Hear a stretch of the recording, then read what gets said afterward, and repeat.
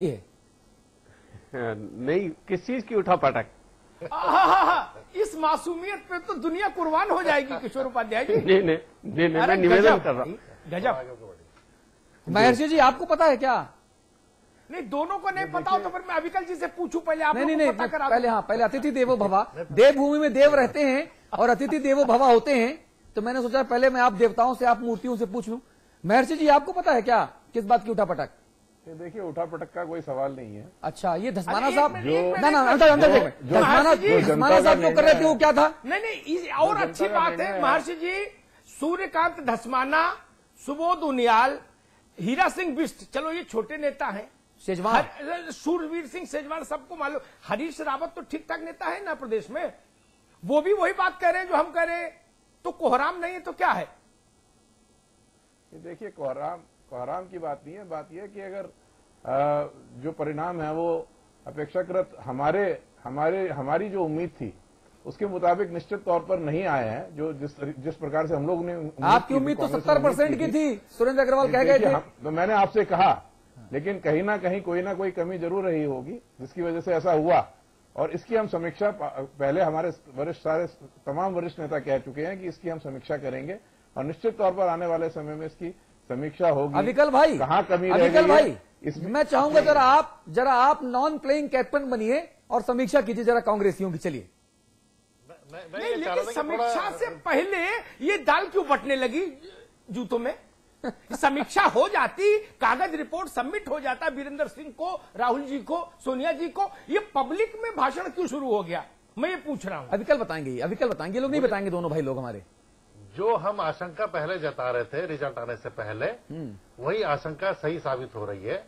और ये जो मौजूदा समय में, जैसे अभी हरीश रावत जी ने कहा कि उनकी कोई राय नहीं ली गई, उनका कहना यह है कि मंगलौर में कोई राय नहीं ली गई उनकी, रुड़की में कोई राय नहीं ली गई, हरिद्वार में कोई राय नहीं ली गई। तो अब इसके बाद, परिणाम के बाद जो शतरंजी जो चाल है वो बिछनी शुरू हो गई है।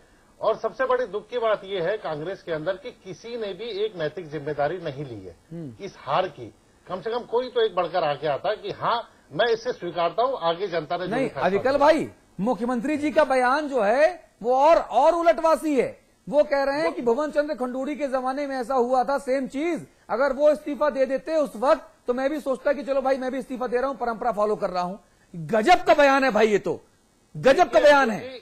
हाँ, उनका कल बयान आया था कि निराले परिणाम आए हैं निराले चुनाव के। हाँ। ये बड़ा मतलब आश्चर्यजनक बयान है। अविकल भाई, इस बयान को थोड़ा और आगे बढ़ा देते हैं ना। निराले लोगों के बीच में निराली परिस्थितियों में ये निराले परिणाम आए हैं, क्योंकि कांग्रेस इसमें तीसरे नंबर पर रही है। हाँ। खंडूरी जी जब मुख्यमंत्री थे तब वो दूसरे नंबर पे थे। हाँ। निर्दलीय तो इनसे बहुत आगे चल रहे हैं। हाँ। निर्दलीयों की तो ये बात ही ना करे, वो तो शाश्वत सत्य हो गया कि निकाय चुनाव में वो बहुत आगे रहते हैं। जैसे पूरब से सूरज उगता, यही बात होगी कि निर्दलीय ही जीतेंगे निकाय में। हाँ। नंबर 1 पे वही रहेंगे। हाँ। लेकिन ये इस समय नंबर 3 पे है।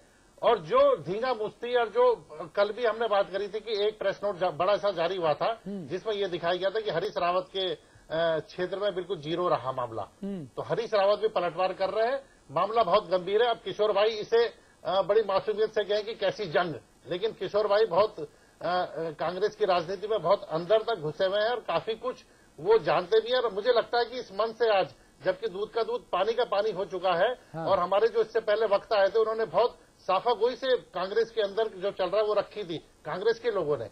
मेरा ये निवेदन है किशोर भाई से कि आप चूंकि बहुत वरिष्ठ कांग्रेसी हैं, 10 जनपद के आप बहुत करीबी रहे हैं, करीबी हैं, रहनी है भी, तो आप जरा इसे देखिए कि इसका क्या असर 10 जनपद तक जा रहा है और कांग्रेस की राजनीति किस दिशा में जा रही है। अविकल भाई 10 जनपद में किशोर भाई किस नेता की ज्यादा पैरवी करते हैं, अब यही बता दीजिए अब आप। मुझे घेरने का पूरा इंतजाम कर रखा है। वैसे अतुल भाई, ये लंबे समय से, अब का तो मुझे नहीं पता है कि लंबे समय से, जब से मैंने जान रहा हूँ, ये हरीश रावत के मतलब कोर ग्रुप के बहुत ही, ये जिसे कहते हैं कि हनुमान टाइप या बहुत बड़े रणनीतिकार ग्रुप के ये रहे हैं। अविकल जी, किशोर उपाध्याय बोले उससे पहले मैं किशोर उपाध्याय जी से एक निवेदन करूंगा। एक तो सच बोलिएगा और बोलिएगा जरा विस्तार से, क्योंकि आज अगर आप चेहरा छुपाएंगे ना तो भी दुर्गंध पर चादर डाल दीजिए तो दुर्गंध रुकती नहीं ना। ये दाल तो बटना शुरू हो गई, आप बोलो तो भी बटेगी, नहीं बोलो तो भी बटेगी।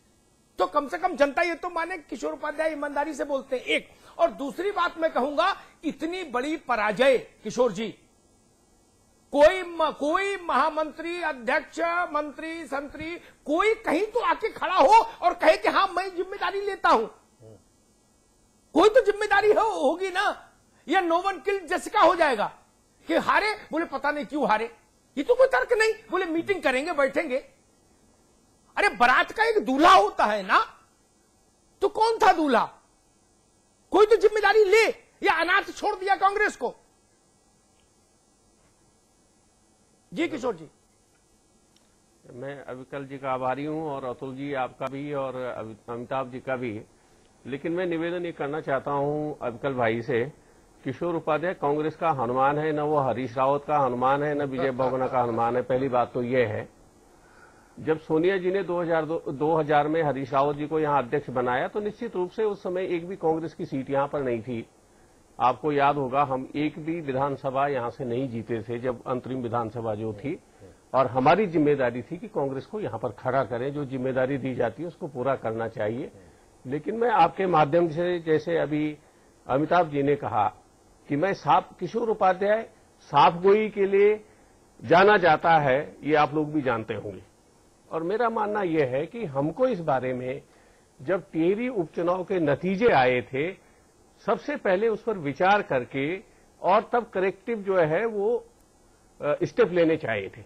और इस समय भी मेरे ख्याल से एक दूसरे के ऊपर दोषारोपण न करते हुए हम कांग्रेस को कैसे दोबारा जो है यहां पर स्थापित कर सकते हैं, उस पर विचार करना चाहिए। हरीश रावत के यहां कितने जीते, विजय बहुगुणा के यहां कितने जीते, अल्टीमेटली हमको आज ये स्वीकार करना चाहिए कि हमें कहीं न कहीं जो है नुकसान हुआ है, और उस नुकसान को आगे प्रदेश के हित में, जनता के हित में उसको कैसे पूरा किया जा सकता है, कांग्रेस के हित में कैसा पूरा किया जा सकता है।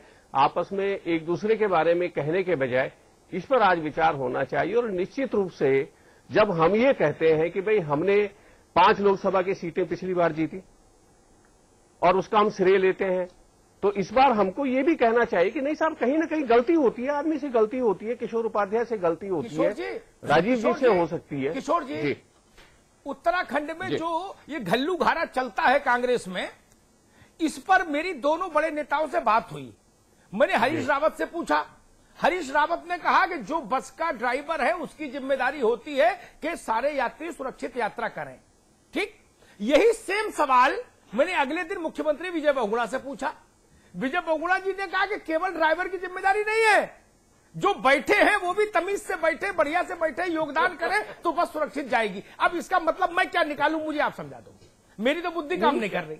नहीं, आपने अमिताभ जी बहुत ही अच्छी बात कही है। हाँ। और पिछले आप ये समझिए 12-13 साल से जिन लोगों ने जमीन तैयार की, जिन लोगों ने खेती तैयार की, जिन लोगों ने फसल तैयार की, काटने के लिए अगर मतलब कोई दूसरा आ जाए तो निश्चित रूप से लोगों को, जनता को भी परेशानी होती है। अच्छा, दूसरा कांग्रेस कार्यकर्ताओं को दूसरा कौन भाई साहब बता दिए, दूसरा कौन? इशारा समझिए, साफ है। नहीं, किशोर जी देखिए, चर्चा की शुरुआत में मैंने आपका परिचय देते हुए कहा था कि आप कांग्रेस के वैसे नेता हैं जो पूरी ईमानदारी से साफ बोलते हैं। आपने कहा आप कांग्रेस के हनुमान हैं, हनुमान कभी झूठ नहीं बोलते थे। मैं आपसे इतना कह रहा हूं, सुनिए, दूसरा कौन? आज की मौजूदा फसल में दूसरा कौन जो काट के ले जा रहा है माल? 2002 में ठीक ऐसे हुआ, और 2012 में भी ठीक ऐसे हुआ, तो इसलिए जो है कांग्रेस को नुकसान होता है। नहीं, आज की फसल वो कौन काट रहा है जो दूसरा है? मैं बता दूं? बताइए प्लीज। क्योंकि मेरे बगल में बैठे तो मैं समझ पा रहा हूं कि इनका इशारा किधर है। 2002 में सारी फसल वही हरीश रावत ने काट लेगा, एनडी तिवारी। ठीक, 2012 में काफी कुछ हरीश रावत का योगदान भी था, पुराने भी थे, संगठन को 8 साल तक उन्होंने खड़ा भी किया यहाँ पे, और कूद पड़े विजय बहुगुणा जी। बस ये 2 नाम है। अब ये 2 नाम बोल, राजीव महर्षि जी, अगर मैं इस सवाल पे आपकी प्रतिक्रिया ना लूं तो मजा नहीं आएगा।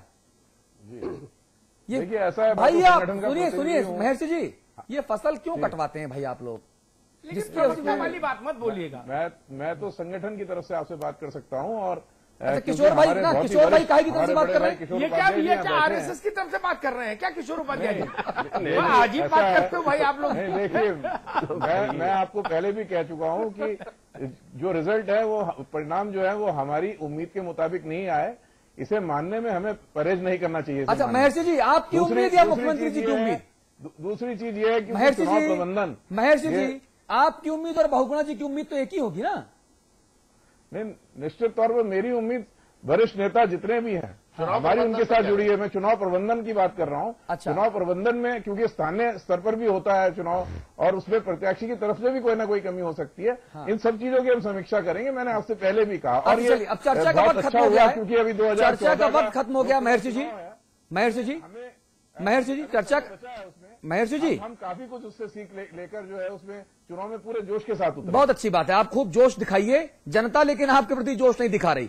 सवाल मेरा आखिरी है, सुनिए तो, चर्चा खत्म करने का वक्त है भाई साहब।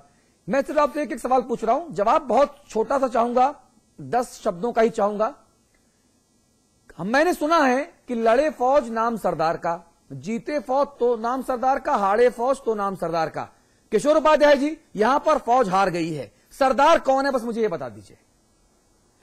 निश्चित रूप से सरदार वो हैं जो आज प्रदेश की बागडोर को संभाले हुए हैं। नाम बताइए प्लीज। और उसमें मैं बड़ा, देखिए सुनिए, मैं थोड़ा मंदबुद्धि किस्म का आदमी हूँ। किशोर जी, किशोर जी, मैं मंदबुद्धि, किशोर जी, मैं मंदबुद्धि आदमी हूँ भैया, मैं तो क्लियर देखता हूँ। वेरी गुड अतुल भाई, ये तो वही बात हो गई कि देखिए, अतुल भाई ये तो वही बात हो गई कि मायावती मुलायम सिंह का नाम भी देते हैं और मुलायम सिंह मायावती का नाम भी देते हैं। हाँ, देखिए, ये तो वही बात हो गई। हाँ, देखिए मैं तो मंदबुद्धि आदमी हूँ भैया, साफ साफ समझता हूँ। मैं अतुल जी साफ कह रहा हूँ। हाँ। देखिए, जो कमांडर इन चीफ है, हाँ। उसमें मुख्यमंत्री जी भी हैं और प्रदेश कांग्रेस कमेटी अध्यक्ष भी हैं। अच्छा। और उनको दोनों को आपस में विचार विमर्श करके, देखो खाली ये उनकी बात नहीं है, पूरे प्रदेश के कांग्रेसियों की बात है, और विचार करके मेरे ख्याल से उन दोनों को इस बारे में अपनी बात साफ साफ कहनी चाहिए कि कहीं न कहीं हम लोगों से त्रुटि हुई है और उस त्रुटि को दूर करेंगे। अच्छा, इस्तीफा देने की जरूरत तो नहीं ना? नहीं, अब ये उनके विवेक पर है। नहीं, कोई आपने ना, आपका विवेक क्या कहता है? नहीं, खुला छोड़ दिया भाई।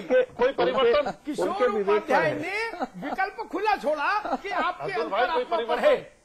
इंदिरा जी अंतरात्मा के शब्द देके गई। राजीव महर्षि जी, एक सवाल मैं भी आपसे पूछूंगा, फिर संपादकीय टिप्पणी करूंगा, बहुत संक्षिप्त उत्तर दीजिएगा। टिहरी के समय भी आपने यही कहा था, बैठेंगे, विचार मंथन करेंगे बहुत गंभीरता से और आगे इसको सुधारेंगे। टिहरी में के बाद क्या सुधार हुआ, उसकी रिपोर्ट में क्या आया, कभी किसी ने बताया क्या? और अगर यही सुधार था जो अब हमको दिखा, तो ऐसे सुधार पर तो फिर बलिहारी नहीं। देखिए, ऐसा है कि चुनाव, क्योंकि ये सबकी सामूहिक जिम्मेदारी है, ये कह देना कि एक या दो नेताओं की ये जिम्मेदारी है, मेरा ये कहना है कि इसमें सामूहिक जिम्मेदारी तमाम नेताओं की, जैसा कि हमारे मुख्यमंत्री जी कल कह भी चुके हैं, इसमें जो है, अरे मैंने सवाल क्या पूछा जिम्मेदारी क्या बनती भाई है। महर्षि जी, मेरा सवाल एक पंक्ति में था, टिहरी में भी यही सब टेप आया था, बैठेंगे, विचार मंथन करेंगे, चिंतन करेंगे, मनन करेंगे और नई ऊर्जा के साथ लड़ेंगे और युद्ध जीतेंगे। उसके बाद जो अगला इम्तिहान आया उसमें फेल हो गए। तो टिहरी से क्या सबक सीखा, ये मैं जानना चाह रहा हूं एक पंक्ति। देखिए, आप जब चुनाव में उतरते हैं, उसके परिणाम अगर आपके अनुकूल नहीं आते हैं, तो निश्चित तौर पर जो है समीक्षा होती है, चिंतन होता है, मनन होता है। वो समीक्षा हमने जो है टिहरी के समय पे भी की। हाँ। लेकिन हो सकता है कहीं ना कहीं कोई कम्युनिकेशन गैप, प्रचार हम जनता तक अपना नहीं पहुंचा पाए, अपनी उपलब्धियों को नहीं पहुंचा पाए, नहीं बताएंगे। इसमें बहुत सारी चीजें हैं। अरे भाई, मैं बहुत ये एक प्रेस कॉन्फ्रेंस नहीं है प्रवक्ता की ना, ये प्रेस कॉन्फ्रेंस नहीं ना प्रवक्ता की। मित्र, इस मेरी मजबूरी को समझो। मैं सिर्फ एक पंक्ति में उत्तर चाह रहा हूं, टिहरी की समीक्षा क्या थी, टिहरी का सबक क्या था? आपके अपने क्या शब्द हैं वो आप मेरे मुंह में डालना नहीं, चाहते हैं, लेकिन मैं नहीं, मैं केवल आपसे यही कहूंगा कि इसमें जो है एक सामूहिक जिम्मेदारी है। और ये, अच्छा चलिए बताइए, उस सामूहिक जिम्मेदारी में कौन कौन शामिल है? नहीं, ये सवाल राजीव जी ने प्रत्याशियों की भी जिम्मेदारी राजीव जी, एक प्रश्न पूछ रहा हूं, टिहरी का सबक क्या था, टिहरी का लेसन क्या था? इनको नहीं पता होगा मुझे लगता है, इसलिए बता नहीं रहे। अतुल भाई, किशोर भाई से एक सवाल पूछ लीजिए कि टिहरी हार के बाद और इस हार के बाद क्या संगठन या सरकार में कोई आमूल परिवर्तन देखना चाह रहे हैं वो? नहीं, मैंने या कुछ पूछ ऐसा लिया लग रहा है कि ऐसा ना ना हो ना, सकता है? उन्होंने बहुत उन्होंने उत्तर दिया है। हाँ, विवेक के ऊपर आधारित है उनके। किशोर भाई, ताकि दशा सुधरे कांग्रेस की। नहीं, निश्चित रूप से करेक्टिव स्टेप लेने चाहिए कांग्रेस को, जिससे दोबारा कांग्रेस 2014 में